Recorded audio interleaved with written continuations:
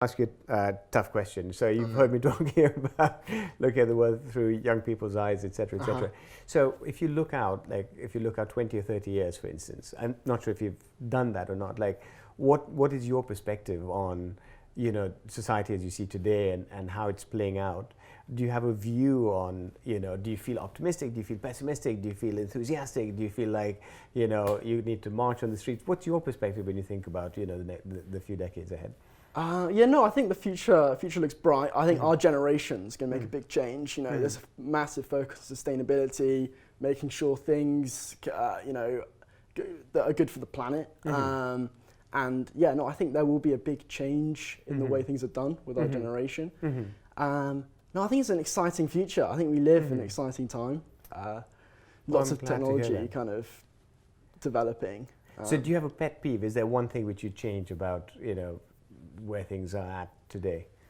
Pet peeve. Pet peeve. Yes. What I find annoying is companies that they say they're being more sustainable. Companies that come across as sustainable, but actually when you dive in, they're not actually that sustainable. And I think that's not very productive for what people are trying to achieve. So I don't know, like electric car companies, they market themselves, this is green energy or whatever, you're not polluting the environment. But actually, where are you getting that electricity from? 60% of the world's energy comes from fossil fuels. Yes, that's right, yeah. So realistically, you're not being greener, you're just, the pollution's just coming from somewhere else. Yeah. There was a very interesting study, I think, by Volvo, where they compared two of their cars. Their electric car and their diesel car. And actually they saw that for there to be like a break-even point with CO2 footprint, the car had to go like 60,000 miles for the electric car to be more sustainable, better for the environment than the diesel car, which was quite interesting to see. But to most people, they think, oh no, electric, that's fully sustainable. You're completely fine. Completely agree with you. So are you working as well during term time, or are you focused on your school? Or? I was focusing on school. Oh, okay. I used to be a tennis instructor. Oh, did you? Tennis, but no, now just kind of trying to knuckle down. Right. So is it a ton of work, or? What, A-levels? Yeah, it's quite. It's quite a bit of work, but it's all right. I guess it's quite nice. So you focus down to 3 subjects, so kind of the subjects you're interested in, I guess. Which is nice, but no, it's tough, it's tricky. So which ones are your subjects? I'm doing maths, physics and Spanish. Okay, and so how did you find time to take part in the whole competition? Good question. Cormac came to talk and I thought, this is something I can't miss out on. This would be such a wasted opportunity if I don't do it.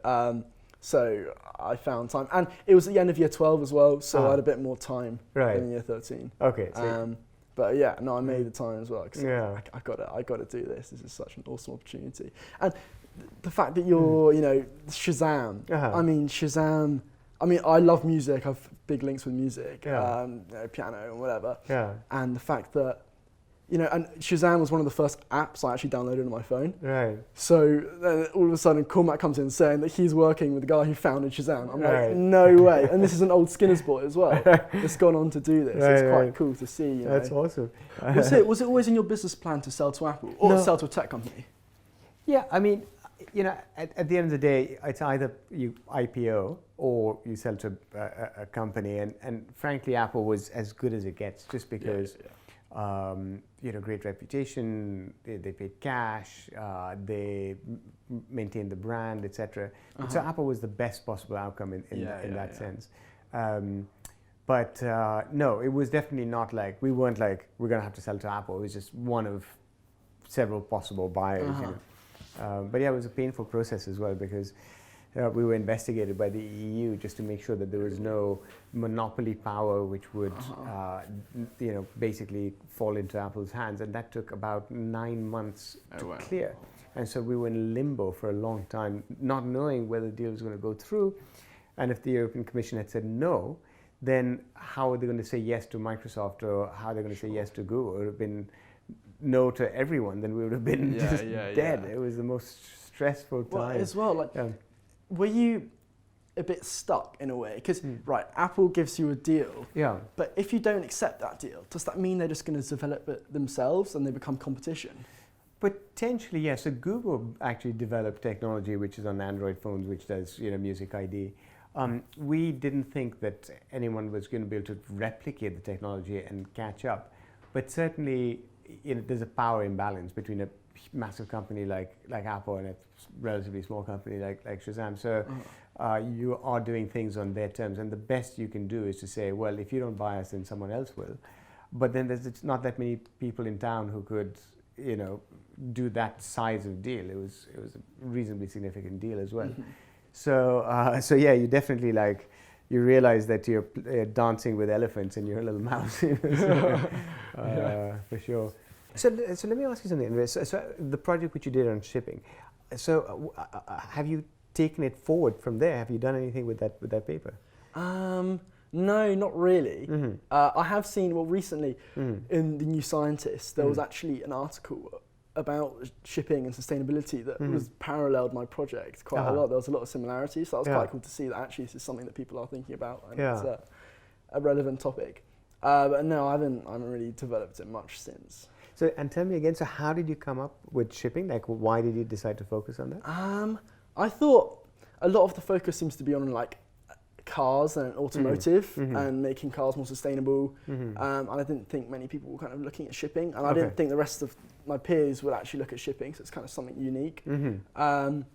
And yeah, I have kind of links with the water world. I used to do a lot of sailing and competing, so I kind of could bring my insight, my knowledge from there to what we were applying in the shipping. Got it.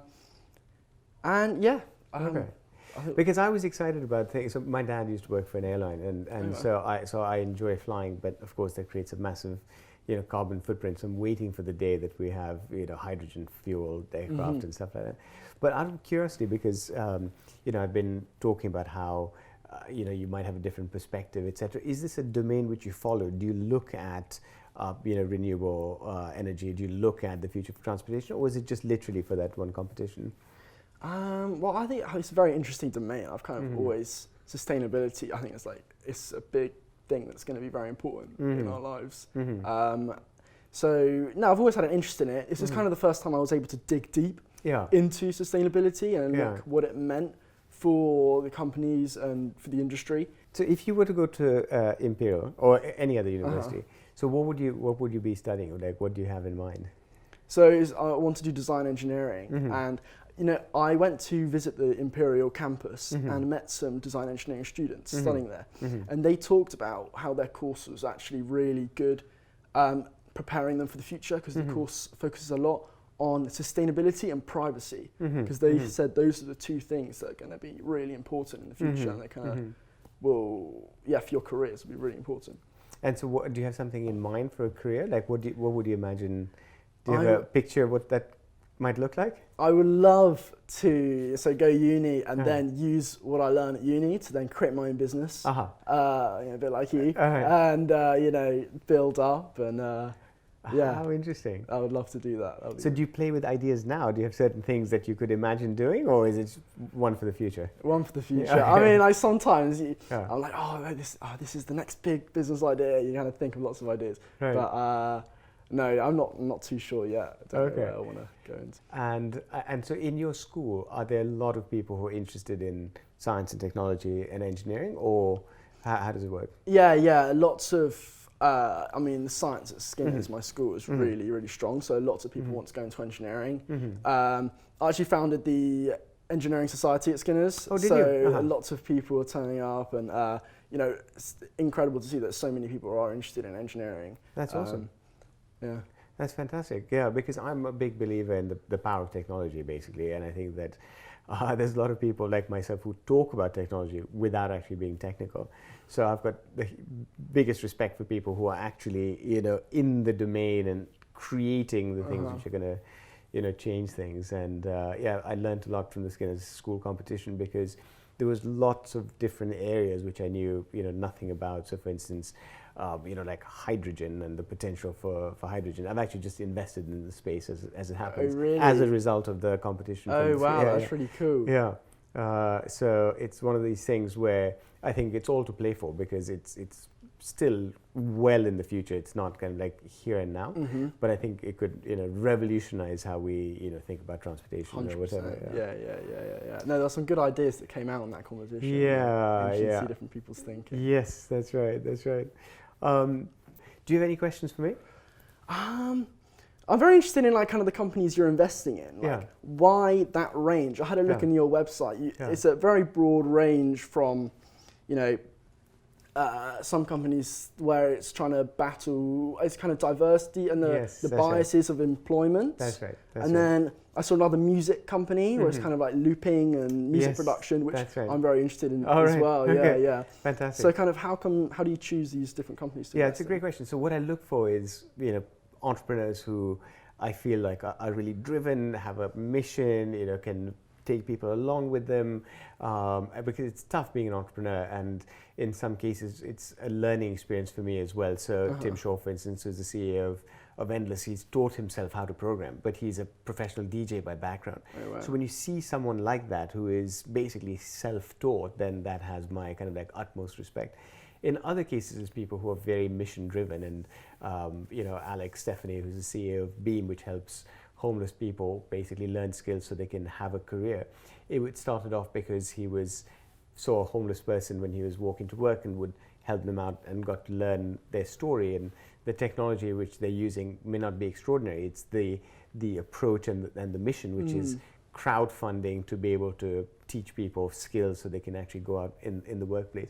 But at the end of the day, for me, it's things which are in common, which is about, the determination to make a difference, to have an impact. And I try to kind of align myself with people who, I think have a good chance of success. And even if they fall short, will make a dent in whatever they're trying to do. So that's kind of like the overarching, I guess, the things which tie these investments in common. Oh, that's really cool. Fantastic.